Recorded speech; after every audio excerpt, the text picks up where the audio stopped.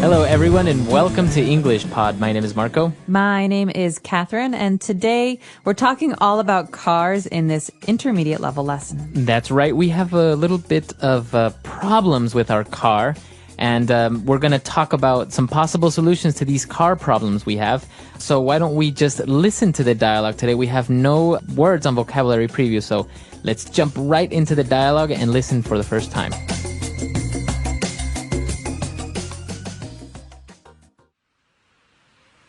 Car Trouble Center, how may I help you?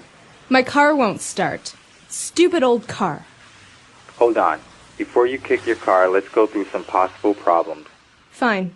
Okay, first of all, can you turn the key in the ignition?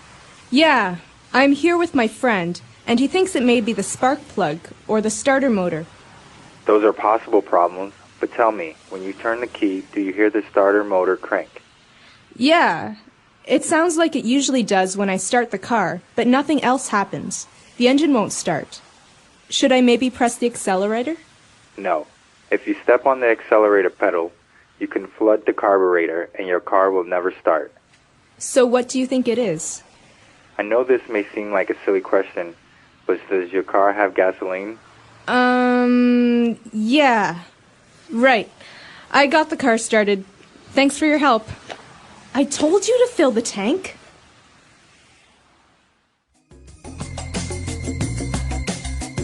Okay, so this dialogue reminds me a lot of a radio show in America called Car Talk. And the hosts of the show, like Marco and I today, they talk about how to solve problems, and they ask you questions to find out what the problem is.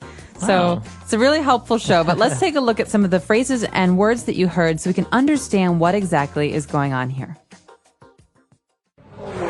Language takeaway.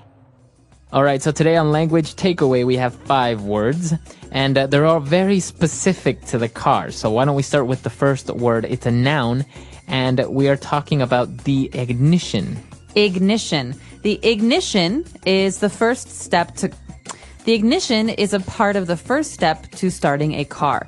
Basically, under the wheel of the car, the steering wheel, there's usually a silver hole where you can put the key in. This is the ignition. It starts the car. Exactly. So you put the key in the ignition and you can start the car. And to start the car means to turn it on, to get it going. That's right.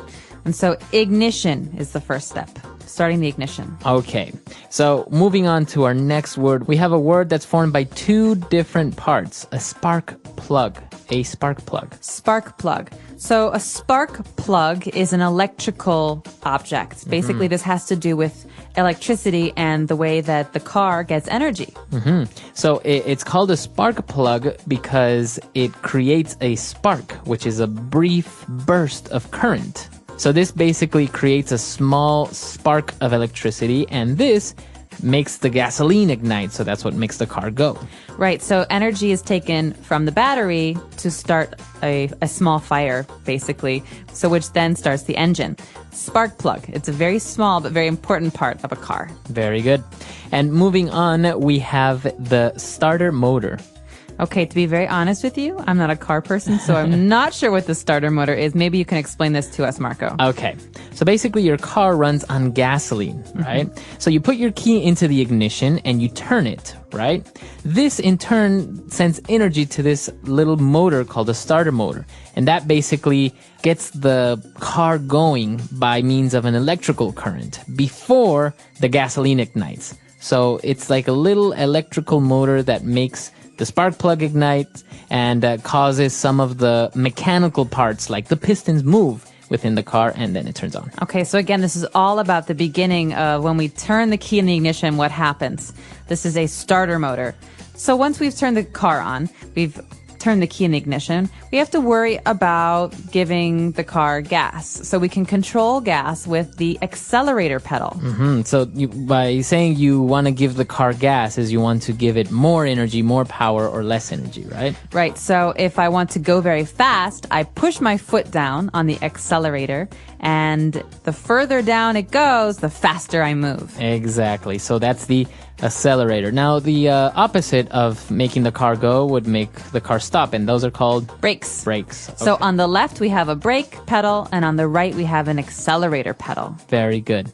Okay, and talking about acceleration and gas, we have a very specific mechanical object, and that's called a carburetor. Okay, again, carburetor. I know that this is under the hood of my car, but I'm not sure what it does. Let's talk about this. All right, so it's not very common to have a carburetor anymore in new cars, but basically it's a small device that controls the flow of gasoline from the gas tank to the engine. And basically what it does, it makes the gasoline into a type of very thin mist. And that's what that way the gasoline can ignite easier. So the further down you push your foot on the accelerator, the wider the little gap or the hole will open on the carburetor, and that way your car will go faster. All right, very good.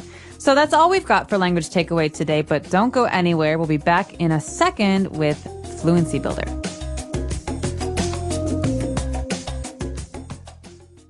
Car Trouble Center, how may I help you? My car won't start. Stupid old car. Hold on. Before you kick your car, let's go through some possible problems. Fine. Okay, first of all, can you turn the key in the ignition?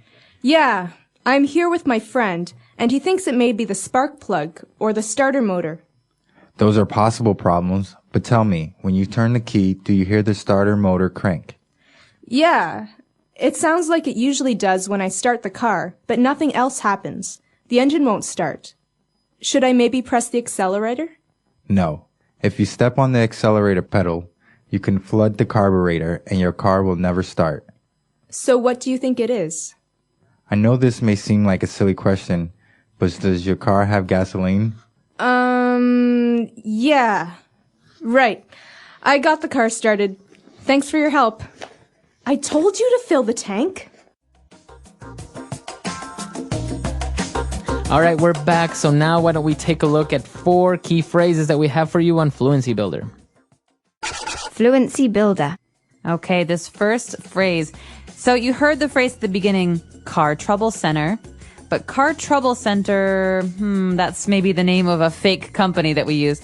But the phrase car trouble is very, very common. So if you say, I'm having car trouble or I had some car trouble, what does that mean? That means my car broke.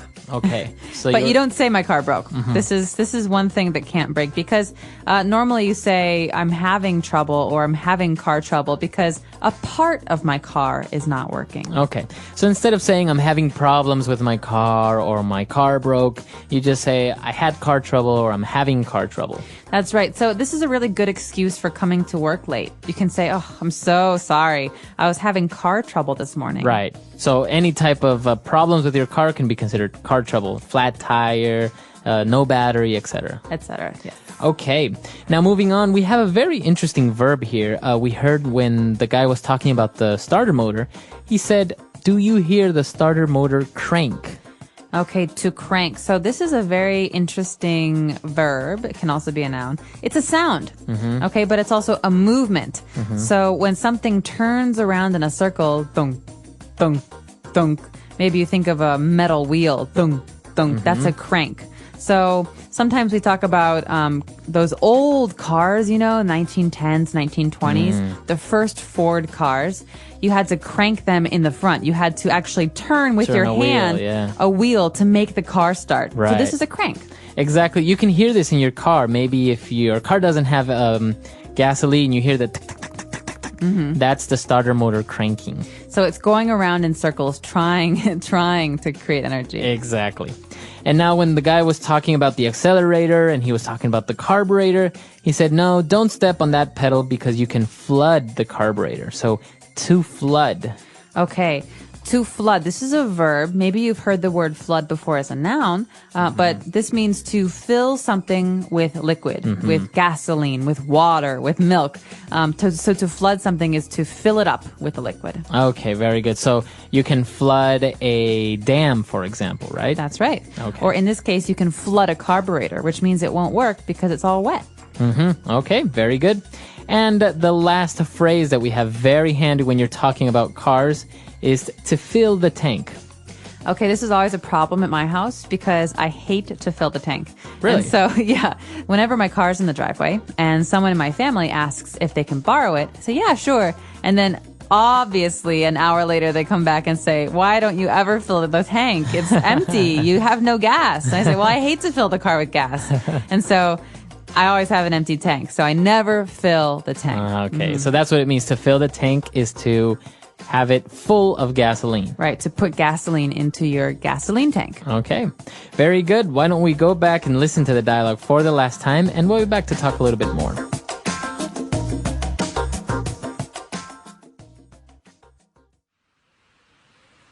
Car Trouble Center, how may I help you? My car won't start. Stupid old car. Hold on. Before you kick your car, let's go through some possible problems. Fine. Okay, first of all, can you turn the key in the ignition? Yeah, I'm here with my friend, and he thinks it may be the spark plug or the starter motor. Those are possible problems, but tell me, when you turn the key, do you hear the starter motor crank? Yeah, it sounds like it usually does when I start the car, but nothing else happens. The engine won't start. Should I maybe press the accelerator? No. If you step on the accelerator pedal, you can flood the carburetor and your car will never start. So what do you think it is? I know this may seem like a silly question, but does your car have gasoline? Yeah. Right. I got the car started. Thanks for your help. I told you to fill the tank.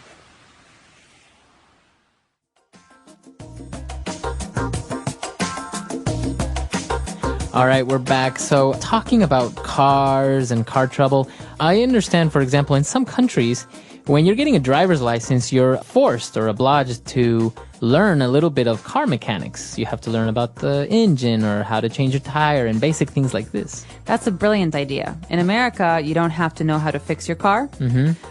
You have to know how to pay someone to fix your car.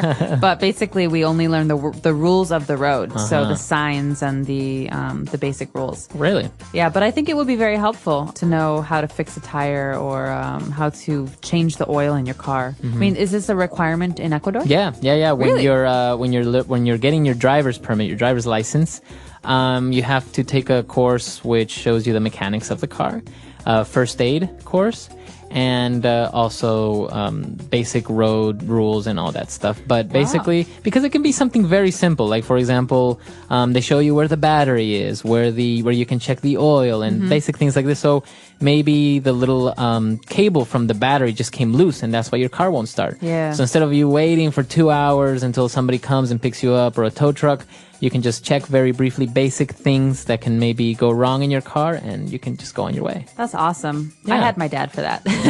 You would My call dad your said, I'm not going to have a little girl who doesn't know how to change a tire or who doesn't know how to check the oil levels. So, yeah, but not everybody has a parent who will teach them. Right. No, and it's very handy because, for example, you get a flat tire. And sometimes, cars can be a little bit tricky. The wheel nuts are sometimes covered by a plastic cover, so you don't know how to take it off. There's a special tool for that. Or the jack. Sometimes the jack is not the normal one that you have to like pump up and down. It's a little one that you have to turn a lever and you have to do this. So it's very, very useful to know these things. Absolutely. I'm curious to know if our listeners out there have experience with cars and car mechanics. And if you have this rule, like Marco says they have in Ecuador, about learning about cars before you actually get your driver's license. Yeah. Let us know on our website, EnglishPod365.com. We hope to see you there. All right, guys. Bye. Bye.